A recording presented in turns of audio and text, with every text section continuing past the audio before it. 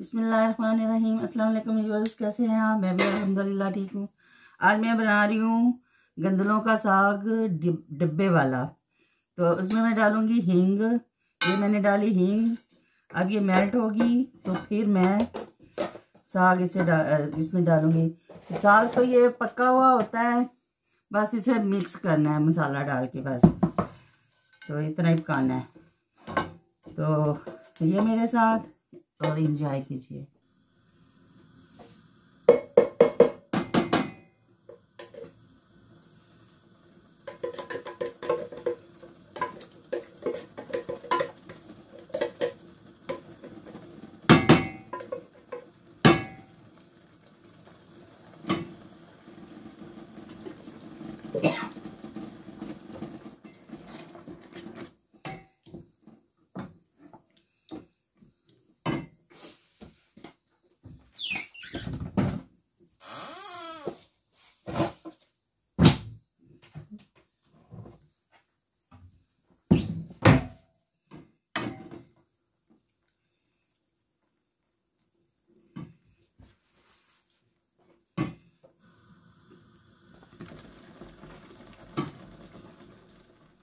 तो ये था आज का हमारा सरसों का साग रेडीमेड।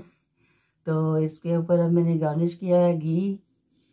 तो आप भी इसी तरह बनाएं और खाएं, एंजॉय करें रोटी के साथ या मकई की रोटी के साथ, जिसके साथ, गंदम के रोटी के साथ या फिर नान के साथ, किसी के भी साथ खाएं, एंजॉय करें। अल्लाह हाफिज़।